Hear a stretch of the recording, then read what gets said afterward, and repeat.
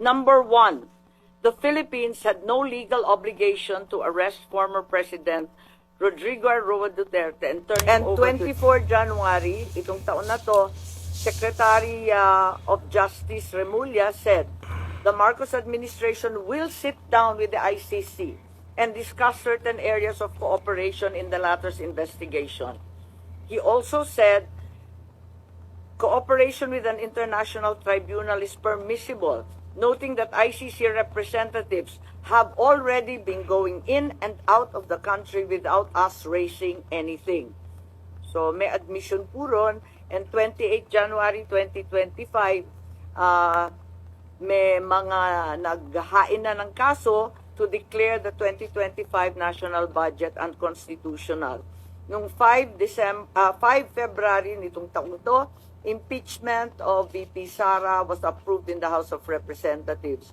10 February, the ICC prosecutor applied for an arrest warrant against former President Duterte. 22 February, People's Indignation Rally Mandaue, Cebu. 7 March, the warrant of arrest against the former president was issued as secret by the ICC chamber. 10 March, 2 PNP memos regarding the deployment of personnel. Ito yung monthly na nangyari, parang inventory lang to yung ginagawa ni Senador Imee Marcos. 11 March, the warrant of arrest was reclassified as public this time by ICC. 3:04 a.m., the Philippine Center on Transnational Crimes received an ICC request for the arrest and extradition of former President Duterte. At 9:20, he arrived. Na-highlights niya yung mga importanteng mga nangyari. Was arrested at the jet bridge by DOJ, Interpol, and PNP with his Miranda rights postponed at his request.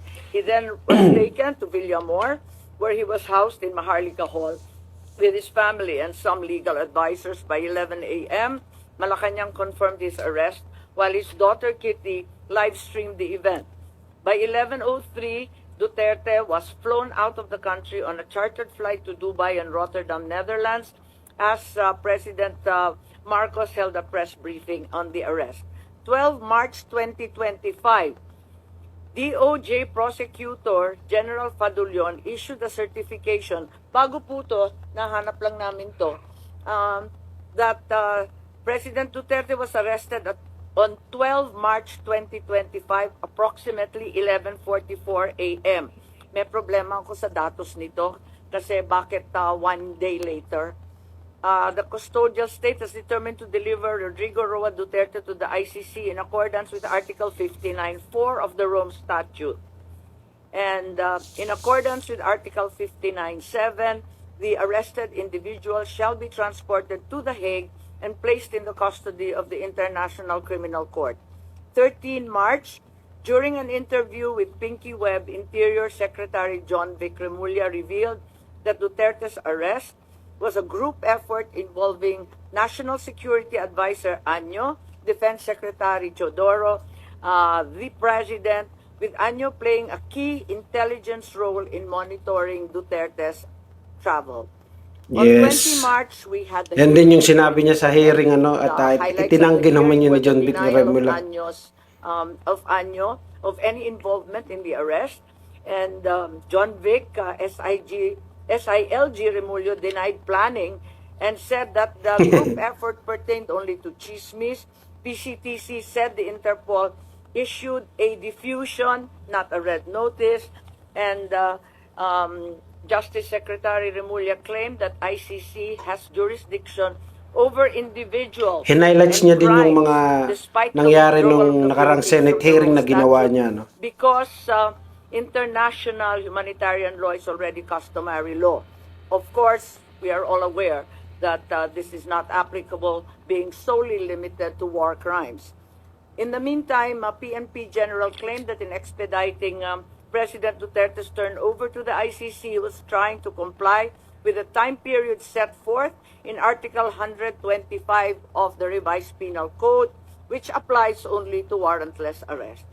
A 24 Oras report revealed that Philippine authorities had planned Duterte's arrest since January under Oplan Tugis, by the PNP CIDG and that Duterte sought asylum in China, but this was later denied by all parties. On the same day, DILG Secretary Remulla denied involvement in the arrest, stating he was unaware of any core group behind it and only learned of the Interpol red notice on the day of Duterte's detention. So as far as the investigation goes, this is the timeline and we're happy to share it with you. In the meantime, I'd like to... Sa isang buwan lang yun, ang dami yung nangyari, Talagang sunod-sunod yung mga pangyayari sa Pilipinas. In just 1 month, in just 1 week, Pagkakahuli kay Pangulong Duterte, sa pagpaplano rin nila Remulla, Talagang nakaplano na talagang lahat, nakaparte na lahat, Naka step by step na, kumbaga. Read the preliminary findings following last week's investigation and public hearing. Number 1, the Philippines had no legal obligation to arrest former President Rodrigo Roa Duterte and turn him over to the International Criminal Court. What was received was only a diffusion notice, not verified or approved by the Interpol Secretariat.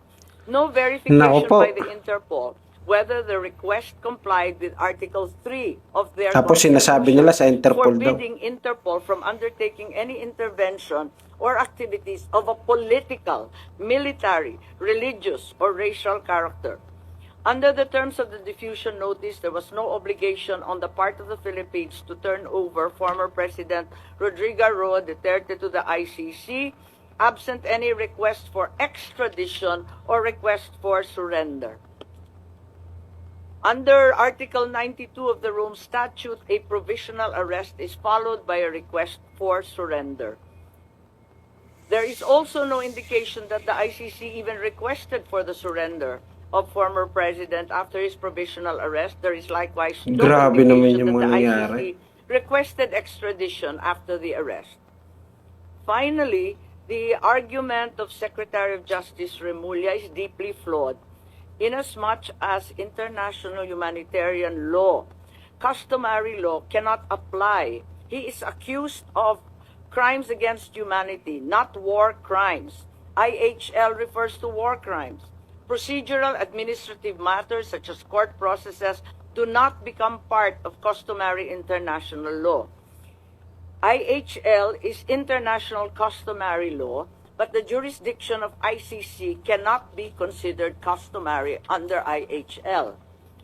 The second finding, the Philippine government decided to assist the ICC to arrest the former president. The administration already started preparations prior to March 11. The PNP mobilized units on March 10. The National Security Advisor, Anyo, was already tracking the former president's camp before the arrest.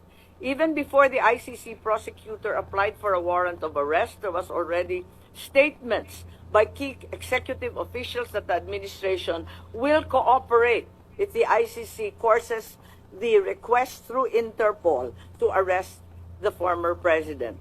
Finally, the claim of the Department of Interior and Local Government Secretary John Vic Remulla that the supposed group effort was only based on rumor is incredible.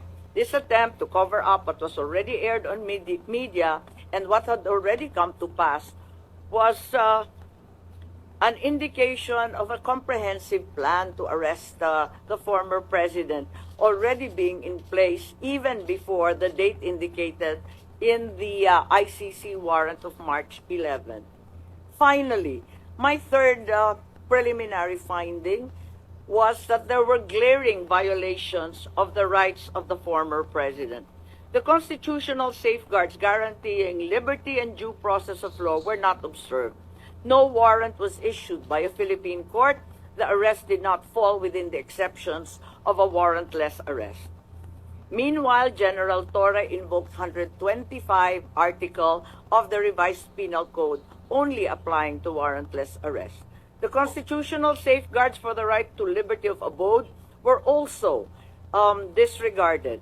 No court order was issued mandating that the former president be taken out of the Philippines against his will.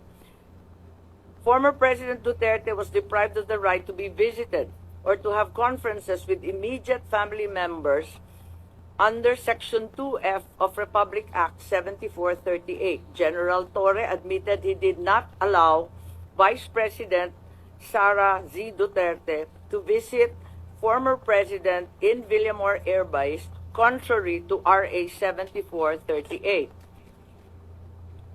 Former President Duterte was further denied the right to be brought to judicial authorities under Article 59 of the Rome Statute. The former president was also denied the right to apply for interim release under Article 59 of the Rome Statute or the right to apply for bail under prevailing jurisprudence on extradition. However, during the public hearing of March 20, here at the Senate, the Secretary of Justice insisted on the inapplicability of the Rome Statute. But a DOJ certification signed by Prosecutor General Richard Fadulion stated very clearly that the DOJ made the following determinations. As competent authority of the custodial state, the arrest issued complies with Article 59 of the Rome Statute. To recall, DOJ spokesperson Clavano released a statement last March 13 saying, ang naging role namin ay competent judicial authority. Kami na ang nag-attest na lahat ng proper processes ay ginawa. Similar to Prosecutor General Fadulion, the DOJ spokesperson showed that the article cited in the Rome Statute. So ayun na, no, sinabi dito ni Senator Imee Marcos yung mga negatibong ginawa dito, ano, mga illegal na ginawa nila General Torre, no? Yung binunyag niya dito, ano, sinabi niya dito yun na walang jurisdiction ng ICC, which is kasi nga humiwalay na tayo, walang alam ang Interpol, ano, na hindi yung sabi niya dito.